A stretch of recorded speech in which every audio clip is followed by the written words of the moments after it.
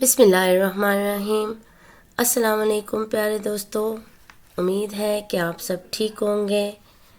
جیسا کہ آپ سب کو معلوم ہے کہ ہم جماعت ناہم کی کتاب ترجمہ القرآن مجید کے بارے میں تفصیل سے پڑھ رہے ہیں، کیونکہ یہ نئی کتاب ہے اس لیے آپ سب کے لیے ذرا مشکل ہوتا ہے کہ ترجمہ قرآن پاک کا اس کو تفصیل سمجھنا اور اس کو جاننا، کیونکہ آپ کے کورس میں اب یہ سلیبس میں شامل کی گئی ہے۔ اس لیے آپ اگر ان ویڈیوز کو توجہ سے سنیں گے اور دیکھیں گے تو آپ کا انشاءاللہ آپ اپنے امتحان کی تیاری بآسانی کر سکتے ہیں۔ اسی کتاب کی آج ہماری تیسری صورت ہے۔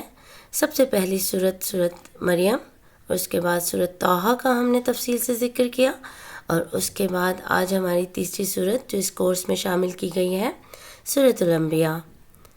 آج سورۃ انبیاء کا پہلا حصہ ہے، اور سورہ انبیاء کا سب سے پہلے تعارف بیان کیا جائے گا، اس کے مضامین اور اس کے علمی اور عملی نکات کے بارے میں تفصیلاً ذکر کیا جائے گا۔ آئیے اب ہم اپنا سبق شروع کرتے ہیں۔ سورۃ انبیاء کا تعارف۔ سورہ انبیاء مکہ مکرمہ میں نازل ہوئی، اس لیے اس کو مکی صورت کہا جاتا ہے۔ اس میں 7 رکوع اور 112 آیات ہیں۔ سورہ انبیاء میں پچھلے انبیاء کرام کی نبوت کا حوالہ دیا گیا ہے، اور اسی مناسبت سے اس سورت کو سورہ انبیاء کہا جاتا ہے، کیونکہ اس میں حضرت محمد صلی اللہ علیہ وآلہ وسلم کی نبوت کو ثابت کیا گیا ہے۔ ٹھیک ہے۔ سورۃ انبیاء کی فضیلت۔ سورۃ انبیاء ان صورتوں میں شامل ہوتی ہے جن کے بارے میں ہمارے نبی اکرم صلی اللہ علیہ وآلہ وسلم نے فرمایا کہ یہ میرا قدیم مال اور قیمتی اثاثہ ہیں۔ دوسری مکی صورتوں کی طرح سورہ انبیاء میں بھی توحید، رسالت اور آخرت کا بیان ہے۔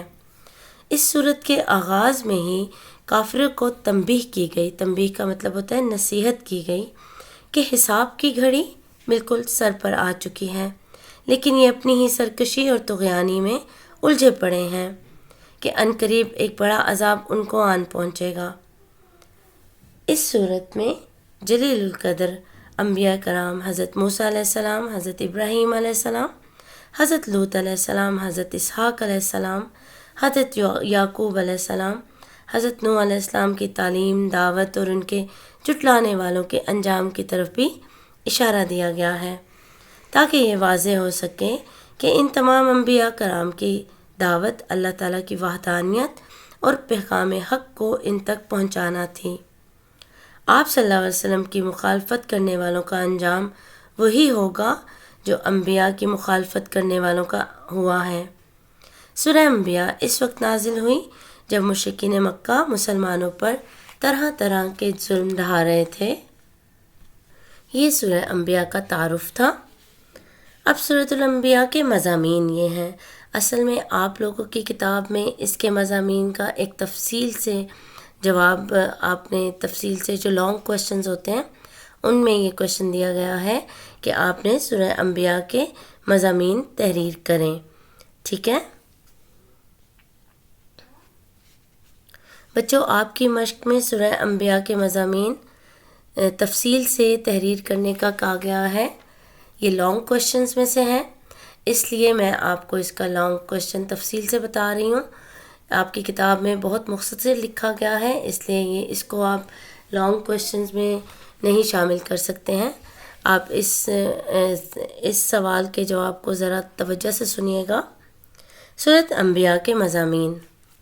اس سورت کا مرکزی مضمون یہ ہے کہ اس میں اسلام کے بنیادی عقائد جیسے توحید، نبوت، رسالت، قیامت کے دن دوبارہ زندہ کیے جانے اور اعمال کی جزا اور سزا ملنے کو دلائل کے ساتھ بیان کیا گیا ہے۔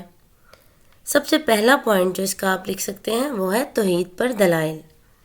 سورۃ انبیاء میں توحید باری تعالیٰ کے دلائل دیے گئے ہیں، یعنی اس کی دلیل سے بات کی گئی ہے کہ اللہ تعالیٰ نے اپنی وحدانیت اور معبود ہونے پر مختلف دلائل ذکر فرمائے، جیسا کہ زمین اور آسمان کی پیدائش کے بارے میں اللہ تعالیٰ نے بتایا، دن اور رات کے سلسلے کو قائم کرنا، اللہ تعالیٰ کی قدرت و وحدانیت کی دلیل۔ اسی طرح وحدانیت پر یہ دلیل قائم فرمائی کہ اگر اللہ تعالیٰ کے ساتھ کوئی دوسرا الہ یا کوئی معبود ہوتا تو کائنات کا نظام درہم برہم ہو جاتا۔ اس کا دوسرا پوائنٹ ہو سکتا ہے مشرکین کے اعتراضات کا جواب، یعنی اس صورت میں جو مضامین شامل کیے گئے ہیں ان میں ایک مضمون یہ بھی ہے کہ مشرکین کے اللہ تعالیٰ نے اعتراضات کا جواب دیا ہے، کیونکہ اس زمانے میں مشرکین بہت زیادہ طرح طرح کے ظلم ڈھا رہے تھے اور مسلمانوں پر بہت طرح کے الزامات لگاتے تھے، تو پھر اللہ تعالیٰ نے ان کے اعتراضات جو وہ اٹھاتے تھے، جو الزامات اٹھاتے تھے، اس کے جواب دیا اللہ تعالیٰ نے تفصیل کے ساتھ، کہ اس صورت میں وہ کشمکش زیر بحث لائی گئی ہے جو نبی کریم صلی اللہ علیہ وسلم اور سرداران قریش کے درمیان برپا تھی۔ وہ لوگ حضرت محمد صلی اللہ علیہ وسلم کے رسالت کے دعوے اور آپ کی دعوت توحید، عقیدہ آخرت پر جو اعتراضات پیش کرتے تھے اس کا جواب اللہ تعالیٰ نے تحریر کیا ہے۔ پھر اس کا ایک اور پوائنٹ ہو سکتا ہے قرآن بطور معجزہ۔ کفار مکہ نے مطالبہ کیا کہ نبی کریم صلی اللہ علیہ وسلم نے سابقہ انبیاء کرام کی طرح اپنی صداقت اور دلائل کرنے والی کوئی نشانی لائیں، تو اللہ تعالیٰ نے ان کو رد کیا اور بیان فرمایا کہ ان انبیاء کرام کے معجزات تو عارضی تھے، اور میرے حبیب صلی اللہ علیہ وسلم قرآن کی صورت میں یہ جو معجزہ لے کے آئے ہیں یہ تا قیامت باقی رہنے والا ہے، اور آپ خاتم النبیین کے صلی اللہ علیہ وآلہ وسلم کے وصال کے بعد بھی آپ صلی اللہ علیہ وسلم کی نبوت کی دلیل ہے، تو کیا ان کی صداقت کے لیے کفار کو یہ معجزہ کافی نہیں؟ یعنی قرآن پاک حضرت محمد صلی اللہ علیہ وسلم پر یہ سب سے بڑا معجزہ تھا، اور بھی معجزات تھے لیکن سب سے بڑا معجزہ قرآن پاک تھا۔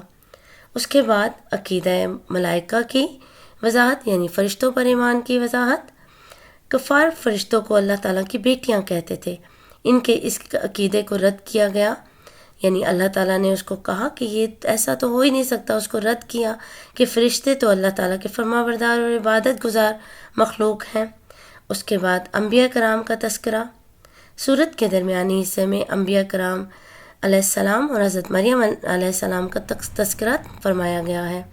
سورہ انبیاء کی آیات کے ضمن میں حضرت موسیٰ، حضرت ہارون، حضرت ابراہیم، حضرت لوط، حضرت اسحاق، حضرت یعقوب، حضرت نوح، حضرت داؤد، حضرت سلیمان، حضرت ایوب، حضرت اسماعیل، حضرت ادریس، حضرت ذوالکفل، حضرت یونس، حضرت زکریا، حضرت یحییٰ اور حضرت عیسیٰ علیہ السلام کے واقعات بیان کیے گئے ہیں۔ اس کے بعد ایک اور پوائنٹ ہے قیامت کا احوال۔ سورۃ انبیاء کے آخر میں آخرت پر ایمان لانے کا ذکر ہے، قیامت کے قریب آنے اور دیگر احوال قیامت کا بیان ہے۔ قیامت کے دن کی ہولناکیاں اور وہ شدید عذاب بیان کیا گیا ہے جس کا سامنا کفار کریں گے، اور یہ ذکر کیا گیا کہ کفار اور ان کے باطل معبود جہنم کا ایندھن بنیں گے اور نیک لوگ جنت میں جائیں گے۔ اور اس میں ایک اور پوائنٹ جو ہے وہ نیک لوگوں کے لیے خوشخبری۔ سورہ مریم میں اس حقیقت کا ذکر کیا گیا ہے کہ ثابت قدمی اور اخلاص کے ساتھ نیکی کی راہ پر چلنے والوں کے لیے کامیابی ہے، ایسے لوگوں کو آخرت میں کوئی خوف نہ ہوگا۔ ایک اور پوائنٹ رحمت للعالمین خاتم النبیین صلی اللہ علیہ وآلہ وسلم، بتایا گیا ہے کہ سرور کائنات حضرت محمد صلی اللہ علیہ وآلہ وسلم کو تمام جہانوں کے لیے سراپائے رحمت بنا کر بھیجا گیا ہے۔ اللہ تعالیٰ اپنے حبیب صلی اللہ علیہ وآلہ وسلم اور ان کے دشمنوں کے درمیان فاصلہ فرما دے گا، اور کفار کی تہمتوں اور بہتانوں کے مقابلے میں اللہ تعالیٰ اپنے حبیب صلی اللہ علیہ وآلہ وسلم کا مددگار ہے۔ ٹھیک ہے، یہ ہمارے پاس 8 پوائنٹس ہیں جو آپ کے لیے یہ لانگ کویسچن جو اس سبق میں آپ کے مشقی سوالات میں دیا گیا ہے وہ آرام سے آپ اس کو کور کر سکتے ہیں۔ سورہ انبیاء کے علمی اور عملی نکات۔ سورہ انبیاء کا مطالعہ کرنے سے جو علمی اور عملی نکات معلوم ہوتے ہیں ان میں سے کچھ یہ ہیں۔ قیامت کا وقت قریب سے قریب تر ہوتا جا رہا ہے، اس لیے ہمیں اللہ تعالیٰ سے غافل ہو کر زندگی نہیں گزارنی چاہیے۔ جو بات ہم نہیں جانتے وہ ہمیں علم رکھنے والوں سے پوچھ لینی چاہیے۔ اگلا پوائنٹ ہے اللہ تعالیٰ نے یہ دنیا محض کھیل تماشا کے لیے نہیں بلکہ بامقصد طور پر پیدا فرمائی ہے۔ اللہ تعالیٰ ہمیشہ حق کو باطل سے ٹکرا کر باطل کا سر کچل دیتا ہے۔ اس کائنات میں اگر ایک سے زیادہ خدا ہوتے تو زمین اور آسمان میں فساد برپا ہو جاتا۔ ہر شخص اپنے اعمال کا اللہ تعالیٰ کے سامنے جواب دہ ہے۔ ہمیں مشکلات میں اللہ تعالیٰ کو پکارنا چاہیے کیونکہ وہ سب سے بڑھ کر رحم فرمانے والا ہے۔ اس سبق میں جو اہم بات بتائی گئی ہے وہ ہے کہ حضرت آدم علیہ السلام کا لقب بتایا گیا ہے کہ وہ ابو البشر ہے۔ ابو البشر یعنی انسانوں کا باپ، انسانوں کے والد ہیں وہ۔ حضرت ابراہیم علیہ السلام کا لقب خلیل اللہ ہے۔ خلیل کا مطلب ہوتا ہے اللہ کا دوست۔ حضرت موسیٰ علیہ السلام کا لقب کلیم اللہ ہے، یعنی اللہ سے بات کرنے والا۔ حضرت عیسیٰ علیہ السلام کا لقب روح اللہ ہے۔ حضرت محمد رسول اللہ خاتم النبیین، حضرت محمد صلی اللہ علیہ وسلم اللہ تعالیٰ کے آخری رسول ہیں۔ اور ایک حدیث نبوی بھی دی گئی ہے اس سبق میں، تمہارا اپنے مسلمان بھائی کے لیے مسکرانا بھی صدقہ ہے، یعنی آپ سب کو مسکرانا چاہیے، اپنے بھائیوں کے ساتھ حسن اخلاق سے پیش آنا چاہیے۔ یہاں آج کا سبق ختم ہوتا ہے۔ اس ویڈیو کو لائک اور سبسکرائب ضرور کیجیے گا۔ اللہ حافظ۔